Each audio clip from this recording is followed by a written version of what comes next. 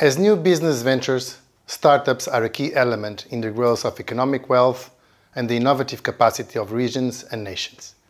Startups have to deal with the difficulties arising from their small size as well as those of novelty. This dual vulnerability may lead them to higher failure rates, reducing their chances of survival. Network has been highlighted in the literature as critical to the success of startups.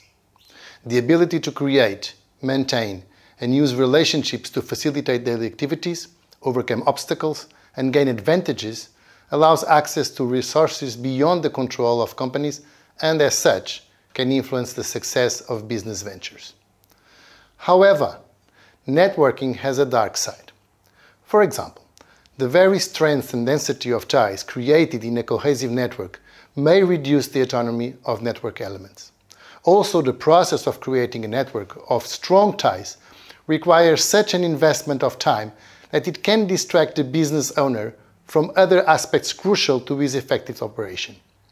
The aim of this study is to understand how early sales growth can reveal the dark side of networking and how a creativity orientation can restrain this pernicious facet of networks. The results showed that the sales growth of a startup can indeed lead to an overuse of external networks and thus to network overload, which is detrimental to the survival of less creativity-oriented new firms. This can be explained because the overuse of external ties can cause networks to grow beyond the entrepreneur's ability to manage them effectively. In the startup phase, the company needs the presence of its owner. If a network becomes overloaded, it can become very difficult to manage, thus increasing the likelihood of failure. The study also reveals how the overuse of networks can be a consequence of sales growth in the early stages of development, enhancing the negative effects of external networks. A network with too many participants necessarily creates mostly weak ties. It is true that this type of ties allows access to more information and more business contacts.